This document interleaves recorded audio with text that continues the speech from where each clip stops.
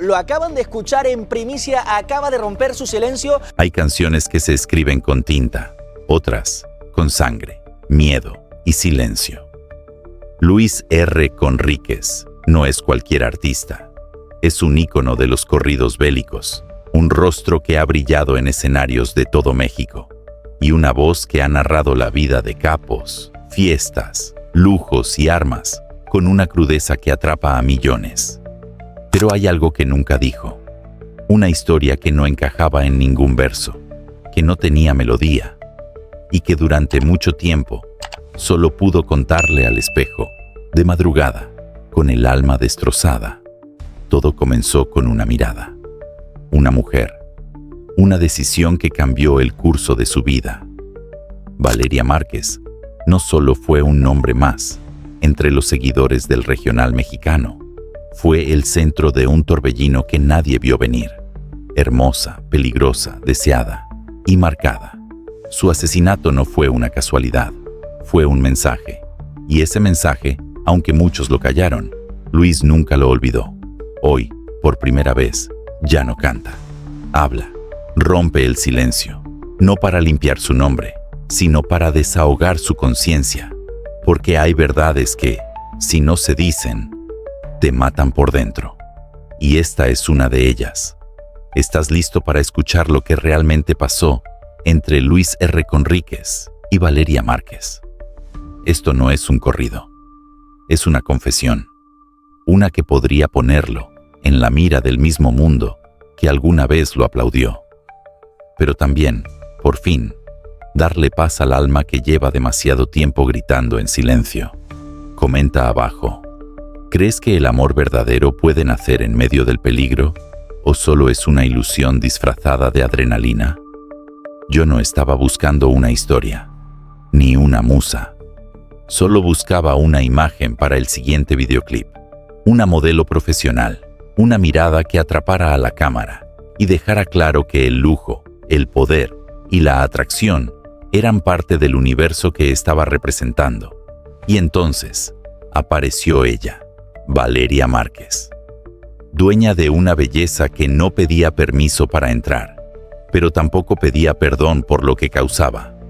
Su presencia no era solo estética, era magnética. Y cuando nuestros ojos se cruzaron, supe que estaba frente a alguien que no solo iba a ser parte del video, sino parte de mi vida. Pero detrás de esa seguridad, de ese andar firme, de esa sonrisa calculada, había algo, una sombra, una herida que nunca hablaba, pero que podía sentirse en cada silencio incómodo. Y eso fue lo que me atrapó, no su físico, sino lo que no mostraba. Aceptó el trabajo, y lo que empezó como una grabación en un set de luces y cámaras, pronto se transformó en salidas discretas, cenas donde mirábamos a los lados antes de reír, y conversaciones en las que nos dábamos cuenta de que algo más se estaba construyendo entre nosotros. Algo prohibido, algo real. Nos veíamos como si supiéramos que alguien nos estaba observando. Y tal vez ya lo hacían. Suscríbete ahora, dale like y comparte este video si tú también crees que hay verdades que merecen ser escuchadas, aunque incomoden. Y cuéntame en los comentarios, ¿crees que lo que sentí por Valeria fue verdadero? ¿O todo fue parte de una jugada que yo aún no entiendo? Mazatlán de noche tiene un aire especial. Parece que las olas esconden secretos, que las luces de neón no iluminan, sino que encubren, y que las risas, muchas veces, son máscaras. Aquella noche me invitaron a una fiesta privada en la zona dorada. Nada fuera de lo común. Alcohol de sobra, mujeres hermosas, hombres con relojes que costaban más que una casa, y seguridad armada hasta los dientes. Un evento exclusivo, donde nadie preguntaba de dónde venía el dinero, pero todos sabían quién era quién. Valeria llegó después, vestida de blanco, como si no le tuviera miedo a nada. Y sin embargo, en sus ojos ya brillaba una alerta silenciosa. Nos saludamos como dos personas que intentaban no llamar la atención, pero que terminaban acaparando todas las miradas. Y ahí estaban ellos, los del Cártel de Jalisco, nueva generación. No necesitabas que alguien te los presentara, se sentían. Sus carcajadas eran ruidosas pero no alegres, sus armas, discretas pero presentes. Y en medio de todos, él, el doble R, un hombre que no canta, pero al que todos le aplauden. Un tipo que, cuando entra, nadie sigue bailando. Y que si se te queda viendo demasiado, es mejor que desaparezcas. Él tenía una fijación con Valeria. No era un secreto. Había corrido el rumor de que la había intentado conquistar, por decirlo de forma elegante. Pero ella se negó. Y eso, para alguien como él, era un insulto, una provocación. Y esa noche nos vio juntos, bailando lento, riendo. Ella me besó la mejilla, y yo, estúpidamente, creí que el amor podía ganarle al poder. Entonces uno de mis músicos, que ha estado en más fiestas del narco que ensayos conmigo, me jaló del brazo con disimulo. Luis, no la hagas larga, nos están viendo feo, muy feo. Lo vi en su cara, sudaba, temblaba, y no era por el tequila. En segundos, le dije a Valeria que nos íbamos. No me preguntó por qué, solo asintió, como si ya supiera que esto iba a pasar. Salimos por una salida trasera. El silencio era más pesado que el ruido del mar. Y mientras avanzábamos hacia el auto, noté que 2 camionetas negras tenían los motores encendidos, como si estuvieran esperando una señal que nunca llegó. Esa fue la noche en que todo cambió. El momento exacto en el que nos convertimos en un problema. No por lo que hacíamos, sino por lo que representábamos. Un desafío, una afrenta, un par de rebeldes dentro de un mundo donde la desobediencia se paga con sangre. Y lo peor es que yo no lo entendí hasta que fue demasiado tarde. El 24 de abril fue un día que nunca voy a poder borrar. Estaba en el estudio, revisando unas mezclas, cuando mi celular vibró. Era Valeria. 5 audios, uno detrás del otro. No era común que hiciera eso. Los abrí, y lo primero que escuché fue su llanto. No era un llanto de tristeza, era un llanto de alguien que ya no sabía si iba a despertar viva al día siguiente. Luis, necesito que me escuches, por favor. Tengo miedo. Así empezaba el primero. Su voz temblaba, respiraba agitada, como si hablara desde un baño encerrada. Decía que había escuchado cosas, que alguien cercano al doble R había preguntado por ella, que se estaban moviendo cosas, que habían mostrado una foto nuestra. Yo sé cómo funciona esto, Luis. Si no desaparecemos ya, me van a desaparecer a mí. El segundo audio fue peor. Dijo que tenía un plan.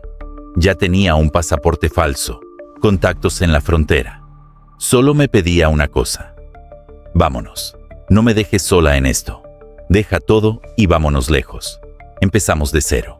Nadie sabrá quiénes somos. Yo me quedé en silencio. No respondí de inmediato. Estaba atrapado entre 2 mundos. Mi carrera, mi música, los contratos millonarios. Y ella, temblando en el otro lado del teléfono, rogándome que la salvara de algo que yo no terminaba de entender. Y cometí el peor error de mi vida. Le pedí tiempo. Le dije que necesitaba pensarlo, que no podía dejarlo todo así como así, que quizás estaba exagerando, que si nos íbamos ahora, arruinaría todo lo que había construido. Luis, si tú no vienes conmigo, me matan. Lo sé. Ya lo sentí. Ese fue el último audio. Y fue también la última vez que escuché su voz. 48 horas después, el cuerpo de Valeria Márquez apareció sin vida. Nadie habló. Nadie investigó demasiado. Nadie se sorprendió. Pero yo supe que esos audios eran más que una advertencia. Eran su despedida. ¿Y tú? ¿Qué habrías hecho en mi lugar? ¿Huirías por amor, aunque signifique perderlo todo? ¿O te quedarías por tu carrera, arriesgando la vida de alguien que confió en ti? Comenta abajo. Necesito saber si tomé la decisión equivocada, o si tú también habrías dudado. Después del funeral de Valeria, todo fue silencio. Silencio incómodo. Silencio comprado. Silencio como el que queda cuando alguien importante muere y nadie hace preguntas. Pero en mi casa no hubo silencio. 3 días después del entierro, llegó un primer ramo. Rosas rojas, perfectas. Unas flores que uno mandaría por amor o por luto. Y entre los pétalos, una pequeña tarjeta blanca, sin logo, sin dirección. Solo 3 palabras, escritas a mano, en tinta negra. En paz descanse. Lo curioso es que no decía para quién. No decía si era para ella o para mí. Pensé que era una coincidencia, un fan confundido, una broma de mal gusto. Pero al mes siguiente, justo el día en que lancé una nueva canción, llegó otro ramo, mismo tipo de flores, misma nota, mismo silencio. Después entendí el patrón. Cada vez que anunciaba una nueva fecha, cada vez que firmaba un nuevo contrato, cada vez que intentaba seguir con mi vida, ahí estaban, en mi puerta, en mi estudio, incluso una vez, en el asiento trasero de mi camioneta. Como si alguien me estuviera diciendo, te dejamos vivir, pero no olvides por qué. Como si la muerte de Valeria no hubiera sido un crimen pasional, ni un accidente, sino una advertencia cuidadosamente ejecutada. Y yo, al seguir cantando, al seguir apareciendo en eventos, al seguir fingiendo normalidad, estaba desafiando algo más grande que yo, algo que no se puede nombrar, pero que se hace presente en cada pétalo rojo que huele a sangre. Desde entonces, cada flor que recibo es un recordatorio de que alguien aún me vigila y de que el silencio no siempre protege. A veces, es la última advertencia antes de caer. Valeria nunca fue solo una modelo. Eso era lo que mostraba, lo que se publicaba. Pero detrás de cada foto en bikini, de cada historia en Instagram, de cada lujosa fiesta donde aparecía como invitada especial, había algo más. Una historia de control, poder y obsesión. Valeria era la debilidad de muchos, sí, pero también el juguete envenenado que algunos consideraban suyo. Y no por amor, sino por ego, por dominación. Porque en ese mundo, donde las armas hablan más que las palabras, hay mujeres que no pueden elegir a quién amar, porque otros ya las eligieron antes.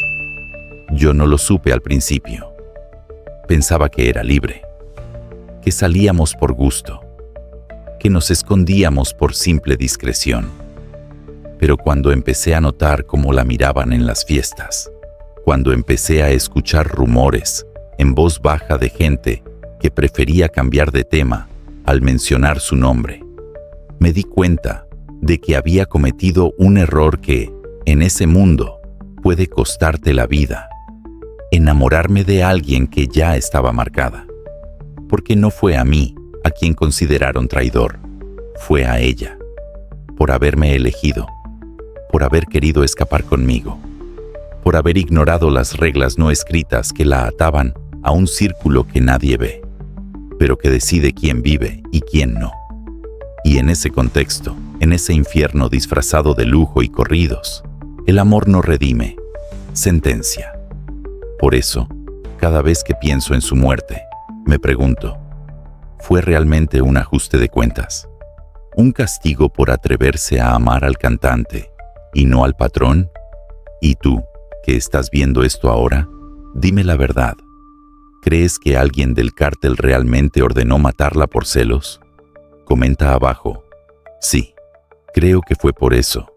O no, hay algo más detrás.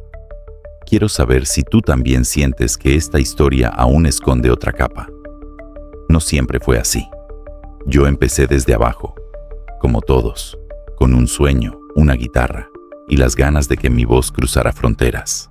Y cuando llegaron las primeras llamadas de contrataciones privadas, No lo pensé demasiado. Me ofrecían lo que ningún bar podía pagar. Aviones privados, efectivo, seguridad total. Fiestas donde los invitados no aplaudían, pero te hacían saber que tu presencia valía más que el oro. Y sí, eran ellos, los narcos, los que dominan territorios sin que aparezcan en Google Maps, los que tienen todo, menos paz. Para mí, al principio, era trabajo, solo trabajo. Cantarles un corrido era como venderles una emoción hecha canción. Yo les daba espectáculo, ellos me daban dinero. Nada más, nada menos. Pero todo cambió después de Valeria. Después de su muerte, el escenario dejó de ser un escenario. Se volvió un tribunal, uno invisible, en el que cada mirada tenía juicio y cada aplauso una doble intención. Yo los veía, a los mismos que antes me abrazaban y pedían fotos. Ahora solo me daban palmadas en el hombro, como si me felicitaran por haber aprendido la lección. Y cada vez que alguien me pedía un corrido nuevo, cada vez que me mencionaban un nombre de respeto, una plaza conquistada, un enemigo eliminado, sentía que ya no estaba componiendo canciones, sino escribiendo homenajes para los mismos que callaron su voz.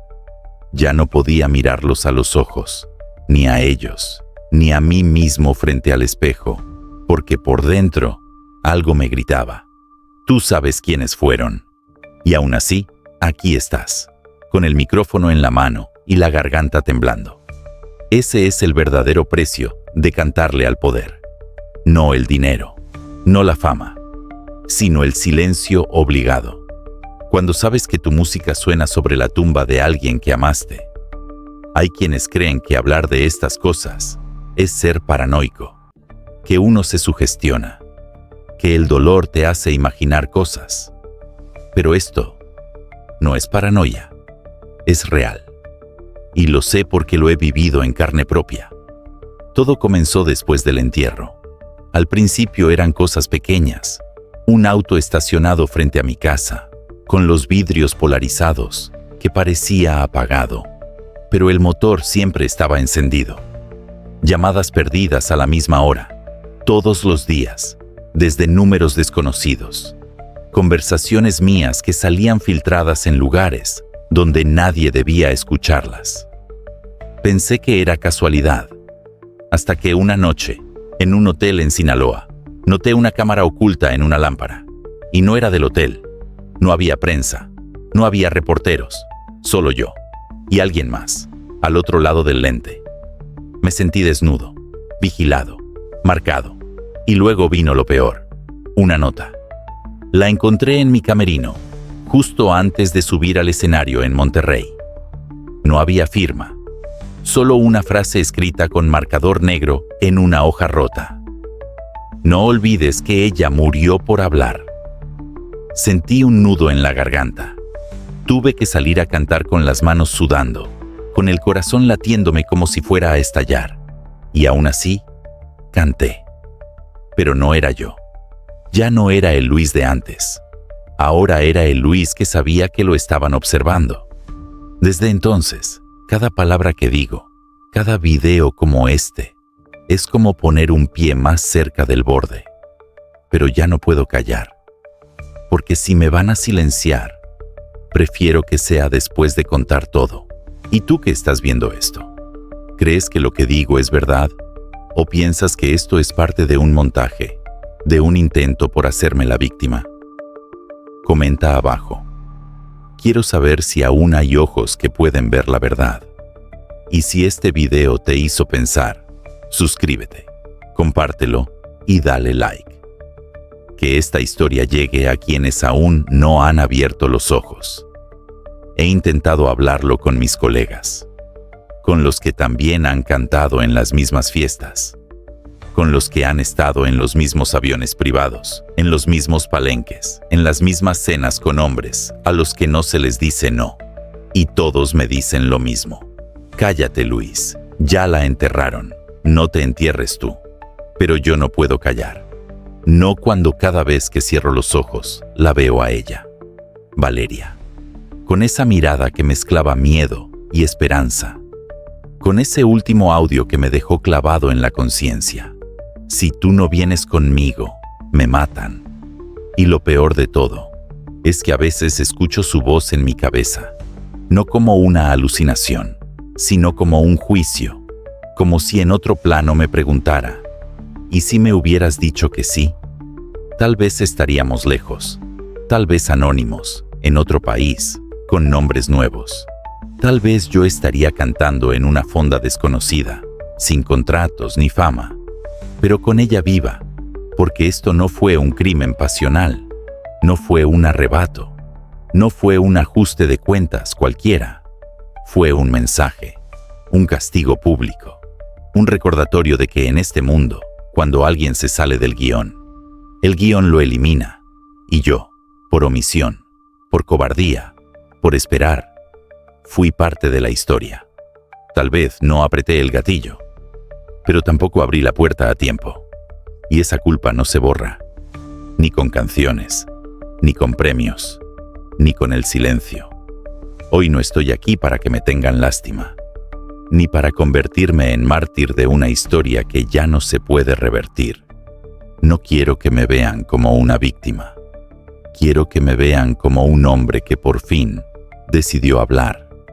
Porque el silencio, ese silencio que muchos me aconsejaron guardar, es más letal que cualquier bala, más frío que la noche en la que enterramos a Valeria, más pesado que cualquier escenario en el que he tenido que sonreír con el alma rota.